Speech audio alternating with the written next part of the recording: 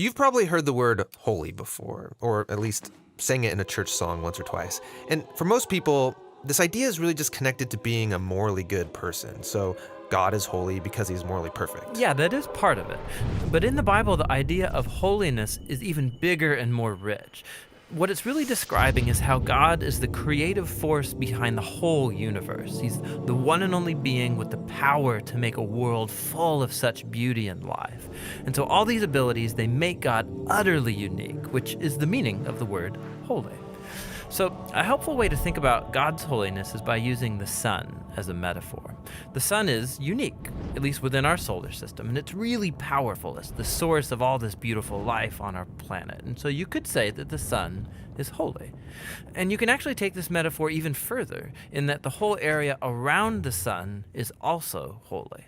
Yeah, because the closer you get to the sun, the more intense it gets. Yeah, exactly. So that very power and goodness that generates all this life is also dangerous. I mean, the sun, if you get too close, will annihilate you. And in the same way, there's this paradox at the heart of God's own holiness, because if you're impure, his presence is dangerous to you. And not because it's bad, but because it's so good. And so the first time we see this paradox of God's holiness, it's in the story of Moses and the burning bush. So God tells Moses to take off his sandals because he's standing on holy ground. And Moses covers his face in fear, and God says, hey, don't come any closer. It's intense. It's actually that intensity of God's holiness that's explored even more in the stories about Israel's temple, which was the main place where God's holy presence was located. And at the center of the temple was this room called the Most Holy Place, this the hot spot of God's presence. And whether you're an Israelite living in the land around the temple or a priest working right in the temple, you're in proximity to God's holy presence, which is dangerous. Yeah, this is a problem. So how's it supposed to work? Well, in the Bible, the solution is that you need to become pure. So like being morally pure. Yeah, and that's easy enough to understand. But the Bible spends a lot of time talking about another kind of purity, being ritually pure, which is a state where you separate yourself from anything related to death, like touching things like diseased skin or dead bodies or even certain bodily fluids. All these make you impure. And becoming ritually impure isn't necessarily sinful. What's wrong is waltzing into God's presence when you're in an impure state. And so that's why God gave the Israelites very clear instructions for knowing when they were impure, steps to become pure, so that they could go into the temple again. So that's what the book of Leviticus is about. Right.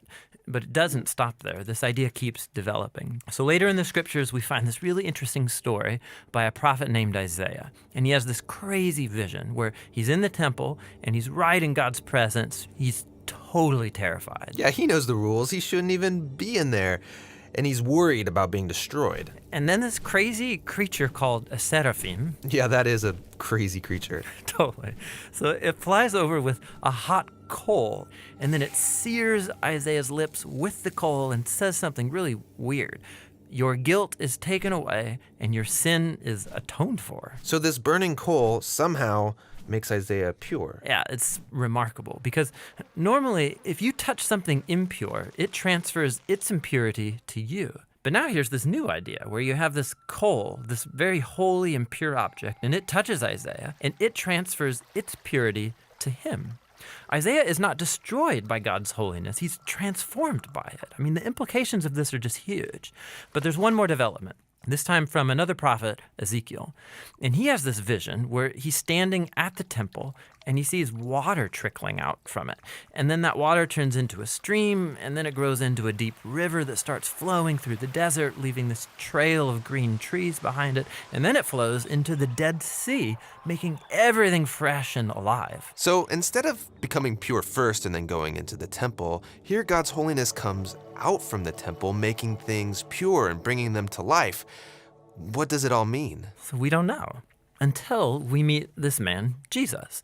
And he claims that he's fulfilling all of these ancient visions, but in surprising new ways. So Jesus, he went around touching people who are impure, people with skin diseases, a woman with chronic bleeding, or dead people. And when he touches them, their impurity should transfer over to Jesus, but instead, Jesus' purity transfers to them and actually heals their bodies. Jesus is like that holy coal in Isaiah's vision. Right. And Jesus claimed that he was the human embodiment of God's own holiness, and that he and his followers were now God's temple, so that through them, God's holy presence would go out into the world and bring life and healing and hope. And so this is why Jesus described his followers as having streams of living water flowing out of them. So this is our part of the story where we find ourselves now, but where's this all heading? So the last pages of the Bible end with a final vision about God's holiness. And this time it's by a guy named John. And in his vision, we see the whole